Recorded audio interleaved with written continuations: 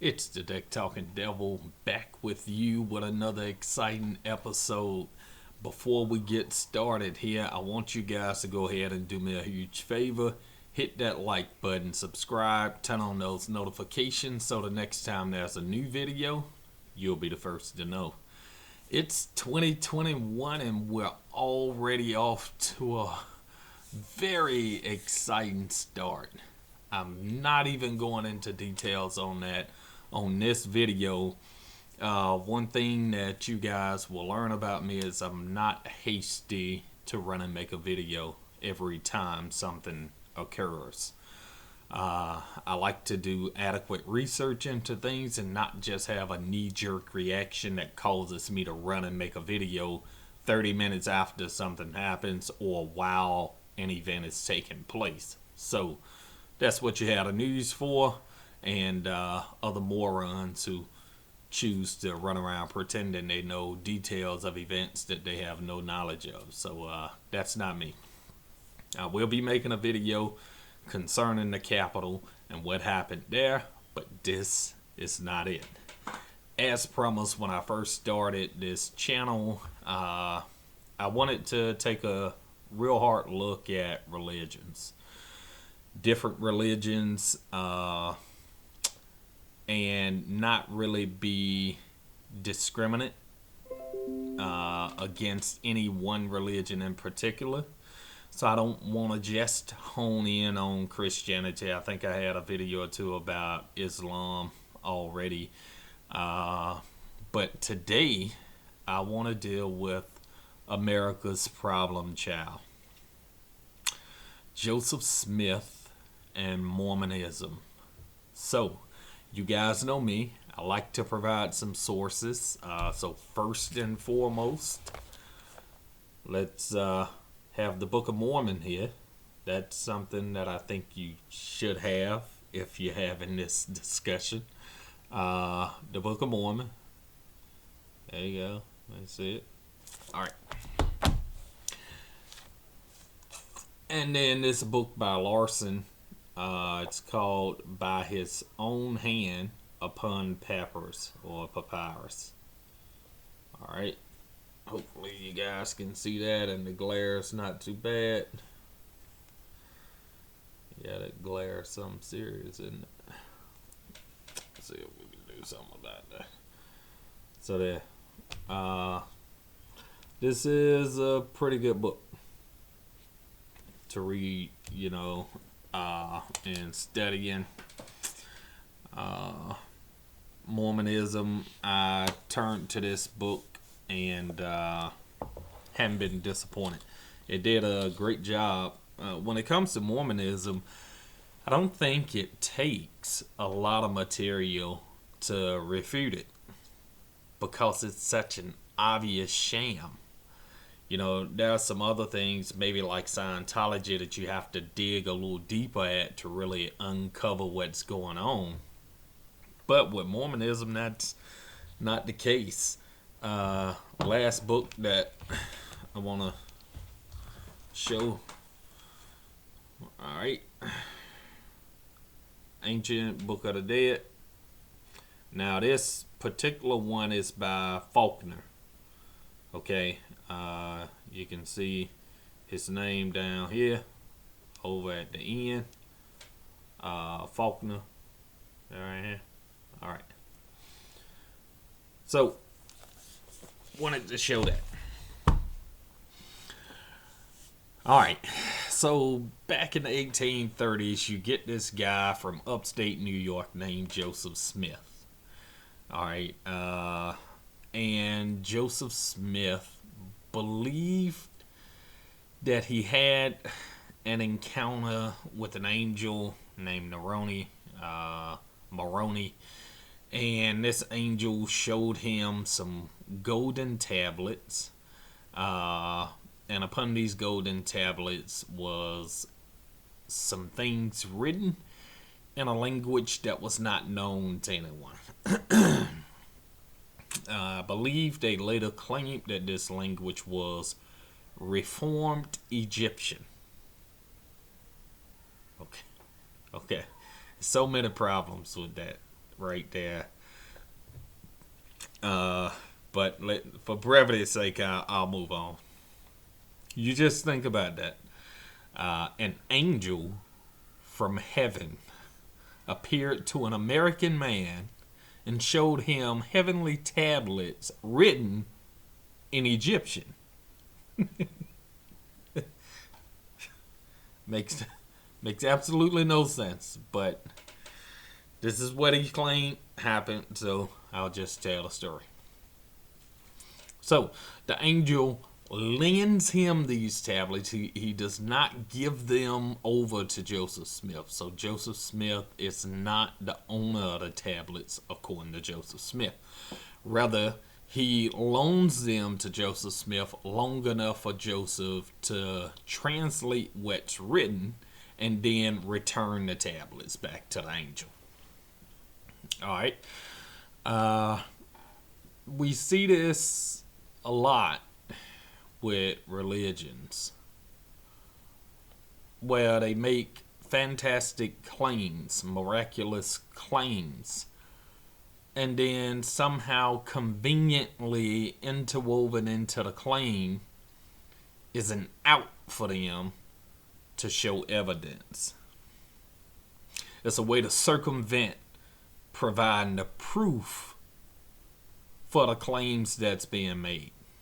And here Joseph Smith does it as well. All right. Hey, I just saw an angel, and he showed me these golden tablets, and it was this crazy reformed Egyptian language written on the tablets, and through revelation I was able to translate what was written, and here it is right here, the translation of the tablets. What, J-Dub? What the tablets at, bruh? You said they go?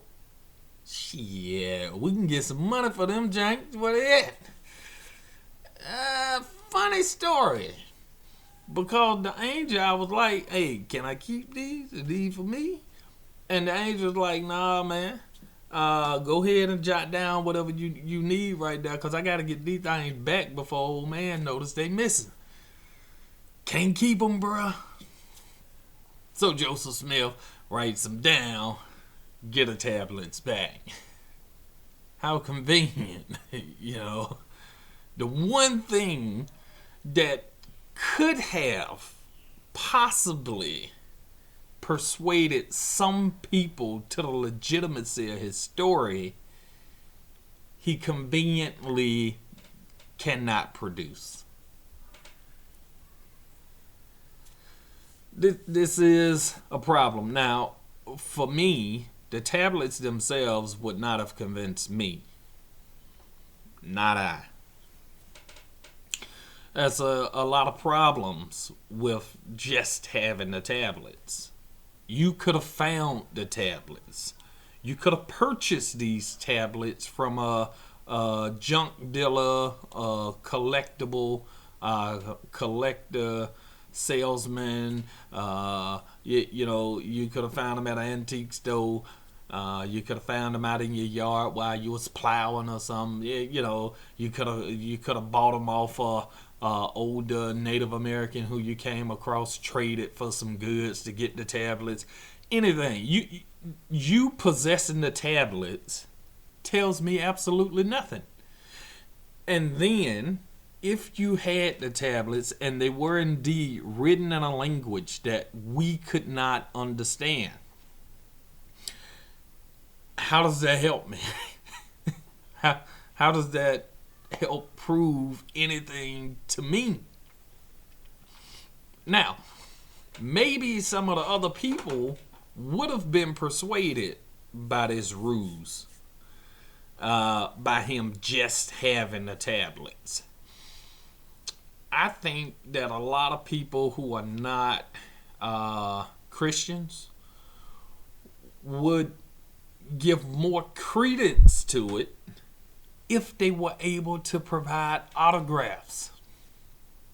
No, not, the Apostle John, from the Apostle John to my partner, Deck Talking Devil. Not that kind of autograph. Autograph. The actual text written by the author. If the Bible or the church were in possession of one autograph, then it would be very convincing as to the validity of the text. But the fact that we have big fat goose egg donut, we have no original text for any book in the Bible. It's just very damaging to the claims, because what we have to rely on is much later versions of a story, and we have to believe that these later copies held fast to what the original said over hundreds of years. And this isn't just a guesstimation on my part. It's actually more than 96% of all manuscripts of copies of manuscripts of books in the Bible come from the 8th century. All right, so 8th and 9th century, 700-800 years after the fact.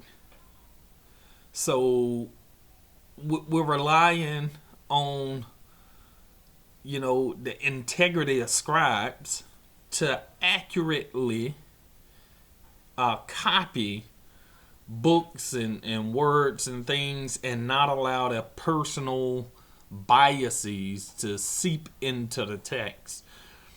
And we already know that this is something that's happened, where scribes have interjected things into the text anachronistically. Some may say even pseudepigraphy or pseudepigraphical. But I don't buy it that you could take these copies of plagiarized, manipulated, molested, perverted, changed copies of fragmented copies of copies hundreds of years later, and say that they're remotely similar to the original that you've never seen. It's crazy. How can you claim that a copy accurately depicts the original if you've never seen the original? You cannot even make the claim. And it's not just you haven't seen it, because someone could have seen it, and since then the original's been destroyed, but the person who saw it was able to document what he saw. So someone could have. No one has seen the original. Whatever. Joeseph, you lost me on this one, man. The angel takes the tablets back. Joeseph goes to his peeps and be like, hey, this is what happened. Do you believe me? And, few of the ladies are going to believe him, because, they're trying to get him to let that thing down. So they believe him. Few of the guys going to believe him, because, old J-Dub got them ladies on his jock. So I'm down with J-Dub. Whatever J-Dub said, facts.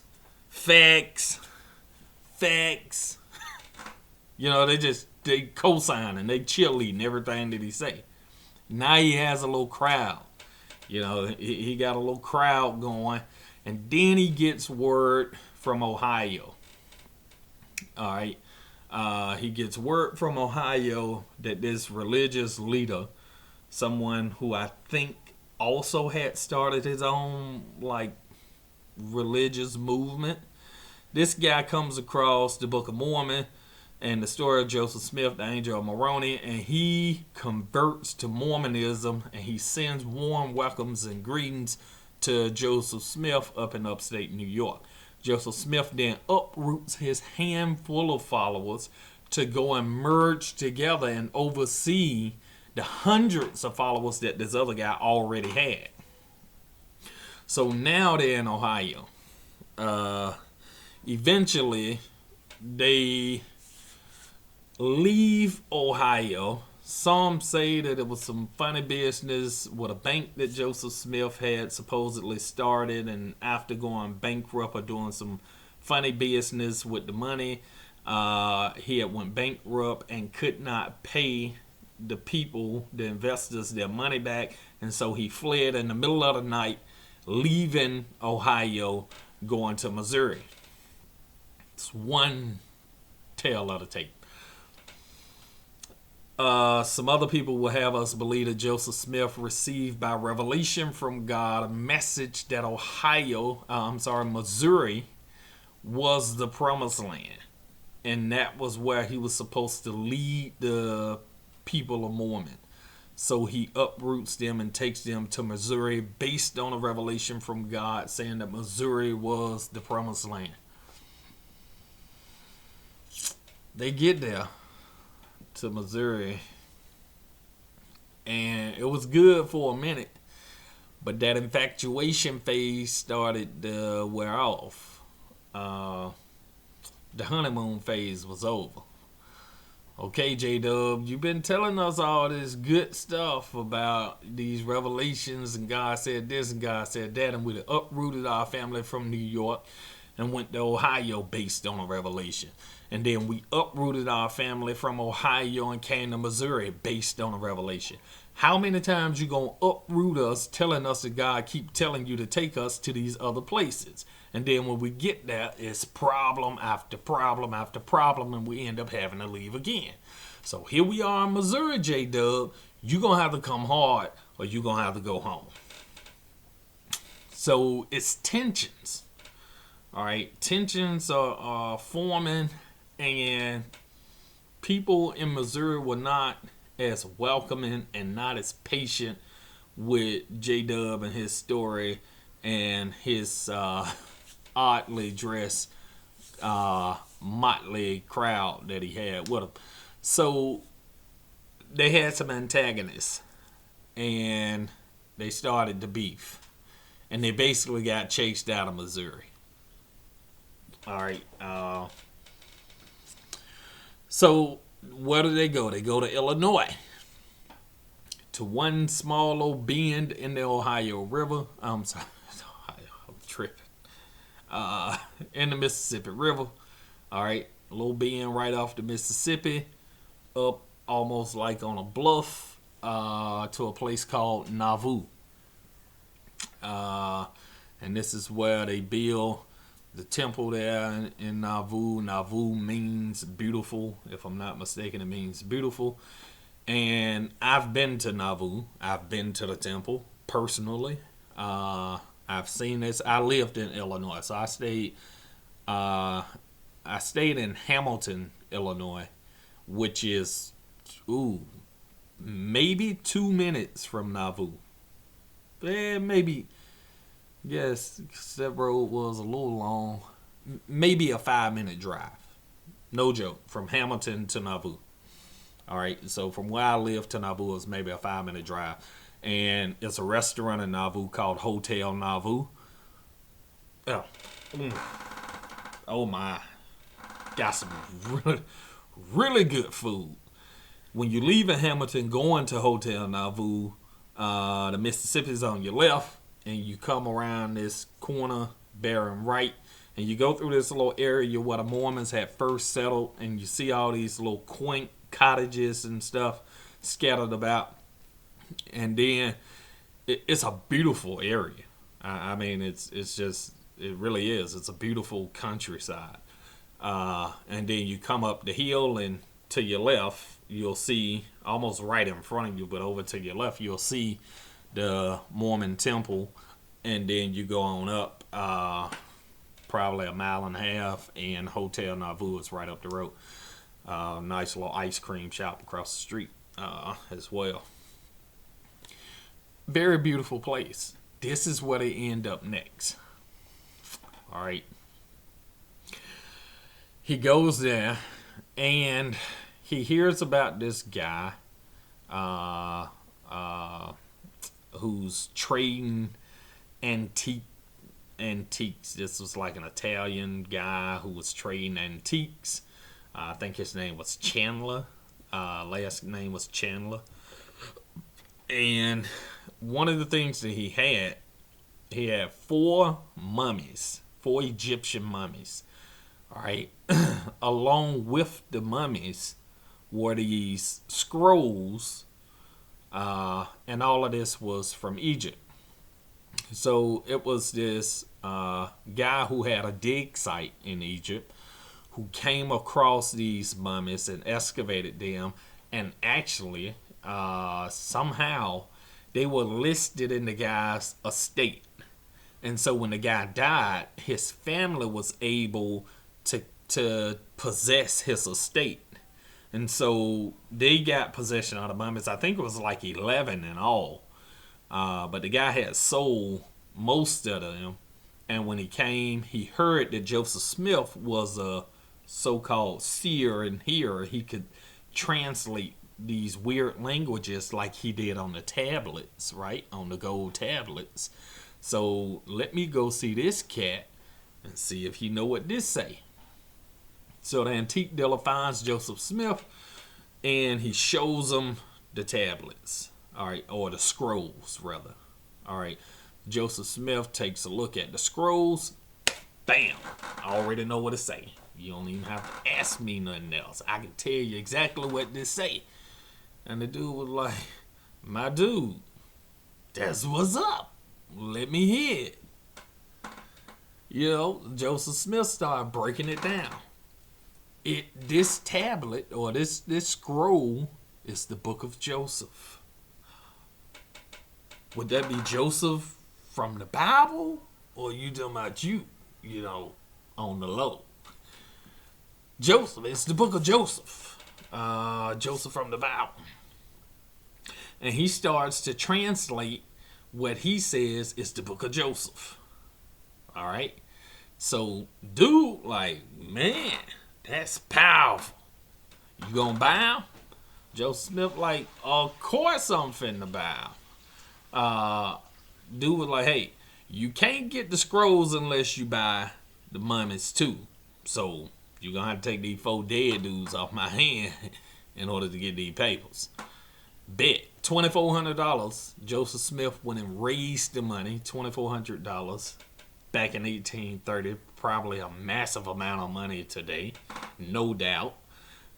So he go and he buys this exhibit from this salesman, $2,400. The salesman in return gives what would be considered a letter of authentication, not for the merchandise, but for Joseph Smith, authenticating that Joseph Smith could translate what was written. And he says something about, hey, I've been traveling with these scrolls and showing these scrolls and these mummies to a bunch of educated people all over the U.S. And among the people whom I've shown this to, Joseph Smith by far understands more what's here than anybody else. That's in a nutshell what this guy said. So he signs off on it. So now he got a stamp of approval by this traveling merchant that he the man. He can read this shit.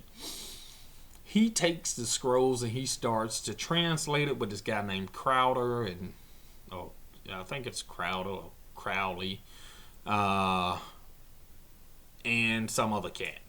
They go in and they start translating. All right. This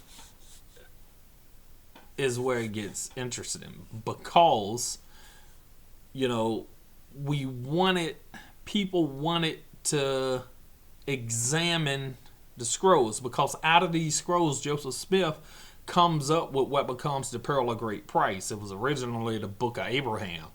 All right, he said it was the Book of Abraham that was written on these scrolls. He said these scrolls were actually written by Abraham by his own hand upon papyrus or papyrus. So people start believing them.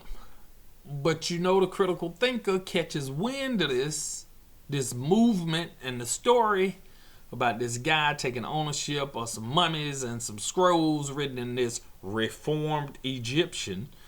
And he's the only one who could translate it. And to the critical thinker, this just sounds really, really fishy.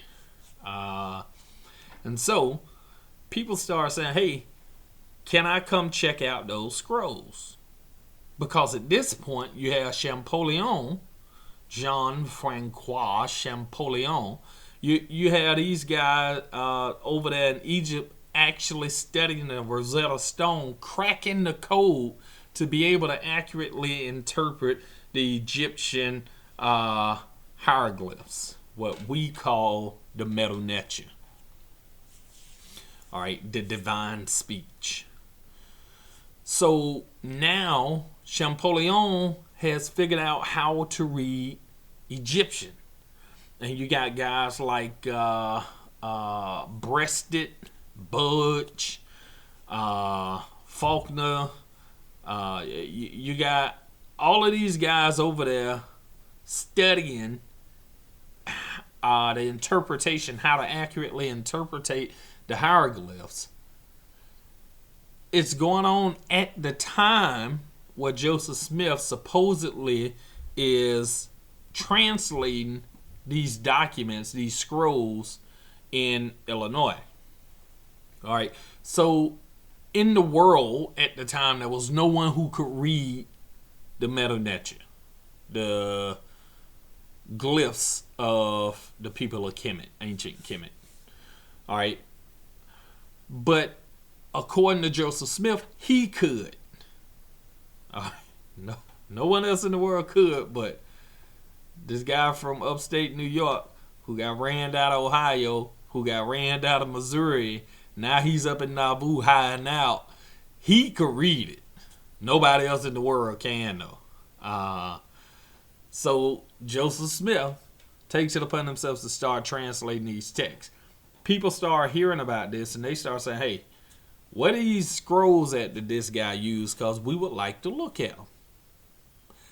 Well, they thought that Joseph Smith's wife, so let me backtrack a little bit. Joseph Smith ends up leading what could be thought of as a revolt against the governor or whoever in Illinois. A bunch of his people got killed. He was arrested, him and his brother, right? And they were taken to jail in Carthage, Illinois. Carthage, mind you, I've been to the jail where Joseph Smith was killed at. I stayed in Hamilton, Illinois, just 2 years ago.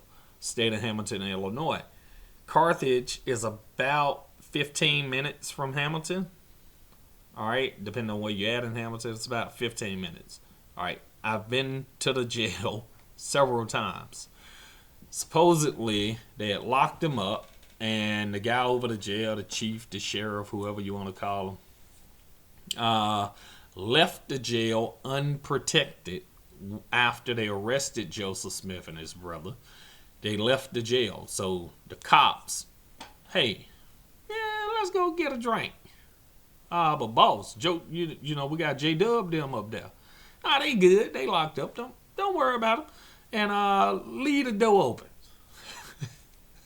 They basically locked him up, vacated the jailhouse, and allowed vigilantes to go in and murder Joseph Smith.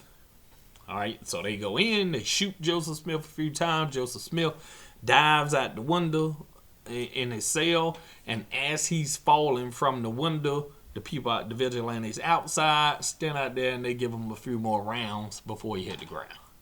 All right, I've been to the jail where he was killed. So he's dead. Now his wife, Emma, if I'm not mistaken, has his scrolls. All right. And she supposedly sells them to a museum in Chicago, or sells them to a guy who sells them to a museum in Chicago, or whatever. All right. So they were believed to be in a museum in Chicago. Fire breaks out. Great Chicago fire. All right. And they believe that the scrolls are in the museum, and now they've been destroyed. Fast forward to like 1967, they turn up at a museum in New York.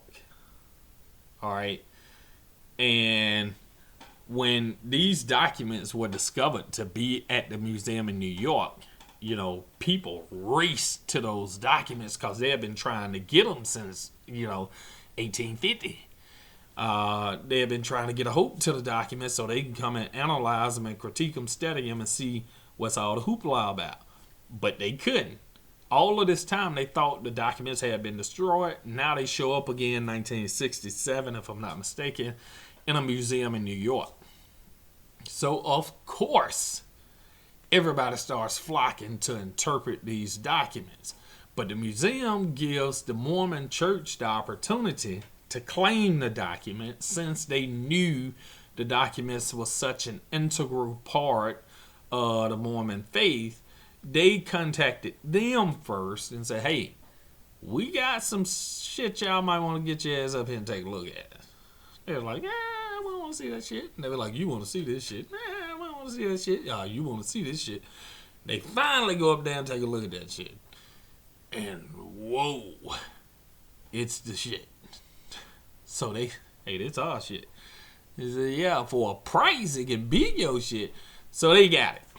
All right. So they were very hesitant to allow people to come in and really analyze the text, scrutinize the text. A lot of different scandals and controversial renderings of what the text said has been offered. A lot of defenses have been mustered by the Mormon church trying to defend what's in the text. What we've discovered is the scrolls that Joseph Smith used to write what he called the Book of Joeseph and the Book of Abraham, which I believe had been translated twice, and the second time it's translated in like their little magazine that they release or whatever. And it was translated, I believe, in 3 different articles, and it was called The Pearl of Great Price. So they translate this, and I want to say it was the guy that used to be with Joseph Smith, or the guy who took over after Joseph Smith, the one who led the people out there to Utah.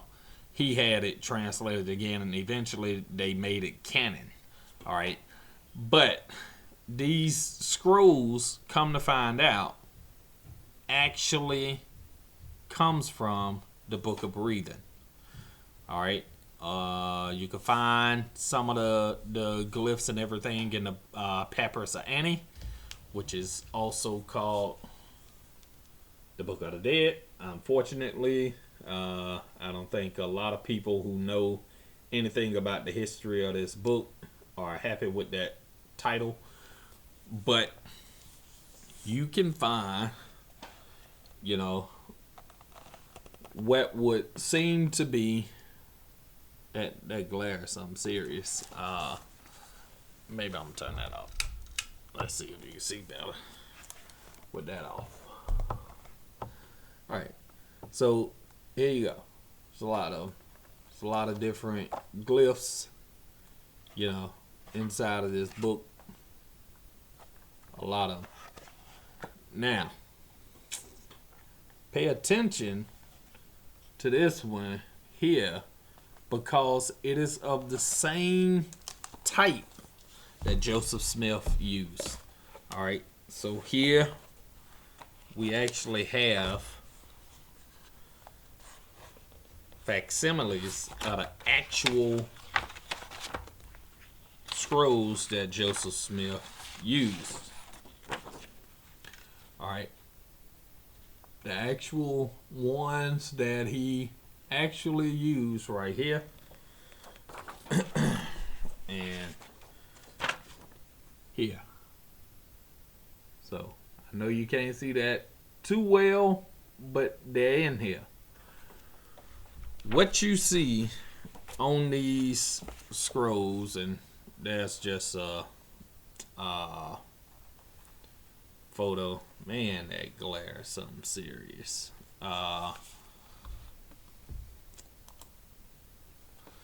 But what you see in here is straight out of this book right here. All right, this book and the Book of Breathings, it's straight out of here. So we learned that the texts that he had used were actually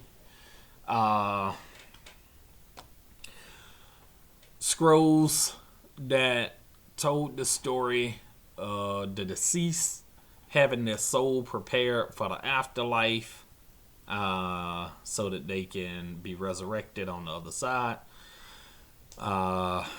And Joseph Smith sees this, and he translated as, this demon priest, demonic priest, holds a knife to slay Abraham, who's laying on the table. All of these erroneous claims, because in the scrolls that he purchased, they were damaged. They wasn't in great shape. And so the guy who's holding the knife, the head portion was missing. And so Joseph Smith had his guys just draw a head there. And of course they drew a human head. Well, we know in the original text, when you go back and you look in the original text, it's the head of a jackal. All right. In every instance, the place where Joseph Smith's manuscript or scroll was damaged was where he veered off course. And so he had to make up what he thought should be there. Of course, this is a person standing here, so it should be a human head, because he had never seen the originals to know that the person who was actually standing there had a jackal's head. So we have been able to identify the exact scrolls where he took these erroneous interpretations from, and basically made this forgery called the Book of Abraham. And the Church of Mormon, the Church of Latter-day Saints, have tried to defend these claims in a bunch of different ways. The case of mistaken identity defense, the catalyst defense. They've come up with so many different defenses to try to explain away what evidence has shown. All right. So it was, and I hope I hadn't lost it, in the back of this book, there are some letters that were written, or articles that was written. All right, in the back of this book. So hopefully you guys can see that. I don't know, man. It is so hard for me to there. See that? There. Letters written in the back. So this one over here is the one that I'm reading right now. I just want to read something to you guys because I thought this was crazy. All right. So the guy starts saying that what was written is a refinement of Judaism. This is a guy who's trying to defend Mormonism and the Church of Latter-day Saints, Joseph Smith, after the fact, after the guys have gone in and compared the scrolls and discovered that it's forgery, that Joseph Smith just pulled this out of his ass and made up these stories. So this is a guy who's defending it. Listen to what he says. All right, it's a refinement of Judaism, which would have never so had Moses announced it as his own ideas, the ideas he came up with at Sinai, and a refinement of the story of Jesus, which sold because of one supernatural account after another written down long after events, creating a story difficult to refute, as in the case of Moses, who was alone. Joseph Smith tried so hard he put himself out on a limb with the Book of Abraham and also with the Book of Mormon. He can be refuted, but why bother? When all religion is based on myth, and we must have them, and his is one of the very best. It would be like wiping out placebos in medicine that would make no sense when they do lots of good. I'm sure placebos and myths can do harm in some instances, but I also think at this point they do far more good than harm. Why not say the right things and keep your membership in the great fraternity, enjoying the things you like and discarding the things you can't swallow, and keep your mouth shut? Hypocritical? Maybe. But perhaps a realistic way of dealing with a very difficult situation. There's lots left in the church to enjoy, and thousands of members have done and are doing what I suggest you consider doing. Silence is golden. Precious few, this you gotta hear this. Precious few believers will you change, no matter how the evidence mounts. They believe because they want to believe and don't want to face the chasm of death and extinction. When I read that, I was floored.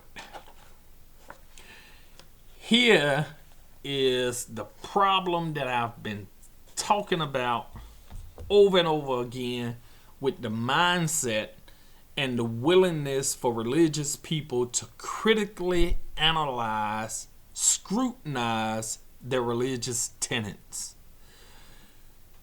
It's as if when they're faced with a mountain of evidence, they close their eyes so they cannot see it.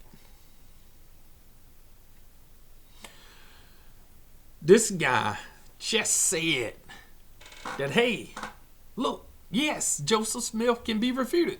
You can prove that everything he said was bullshit. But why do it? Not hurting anybody. You know, what's the point? Why put all of this hoorah into disproving the man? Just let it be. We know that all religions are based on a myth.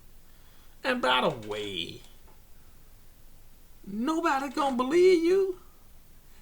Even with all the evidence that you have, people believe because they want to believe.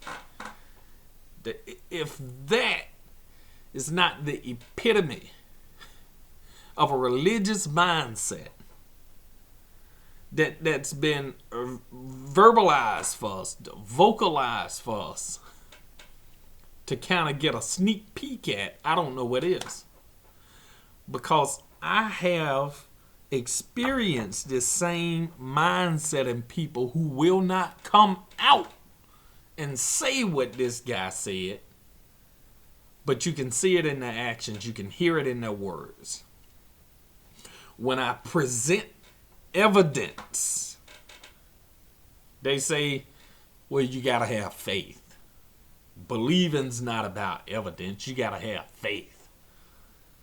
So you present them with evidence, tangible evidence. Here you go, served up on a platter. Here you go, evidence. I don't need no evidence, man. I see the evidence. I'm just saying, what I believe because of faith. I don't believe it because I have evidence for it. Matter of fact, I never claimed I had any evidence. And I never claimed that there wasn't any evidence against it. I'm just saying, I don't care about the evidence. Wow. When did we get to this point? All right, this video's gone well past where I meant for it to go. But when did we get to this point? If you hadn't already, hit that like button, share, subscribe, turn on the notifications. The point where people are willing to discard or disregard evidence to hold on to beliefs that should not be there. Where we value belief systems with no sustenance, that are not substantive, claims that are untenable. When did we begin to prefer that over critical thinking, logic, reason, evidence, supporting evidence? Wow. It's amazing to hear that actually put into words by someone who holds that position instead of me doing it. Because when I say it, people look at me as just being an antagonist to faith. All right. But here you got a guy who actually believes this, who's voicing what nobody else is willing to say. That we do not believe because of evidence. We know the evidence says that what we believe is wrong. We know you can prove that what we believe is wrong, but we don't care. We want to believe it. Wow. I think it just had an intellectual orgasm. Wow. What a sickness. Next time, I'm going into this book, Book of Mormon. All right, I'm going into this book because there are some things in this book that I guarantee you don't know. All right, I guarantee you don't know, and you absolutely should know what's in this little blue book. I think it's blue. Looks blue. You need to know what's in here. There's some things that I'm going to bring out in this book that's going to blow your mind. So, next video that I'm going to do on Mormonism and the whole spiel, it's going to be dealing with the book itself, word for word, verbatim from the book, not my interpretation, what it actually says. And I guarantee you it's going to blow your socks off. Hey, if you hadn't already, hit that like button, share, subscribe, turn on those notifications so the next time there's a new video, you'll be the first to know. This has been the Deck Talking Devil. Until next time, keep learning, my friend.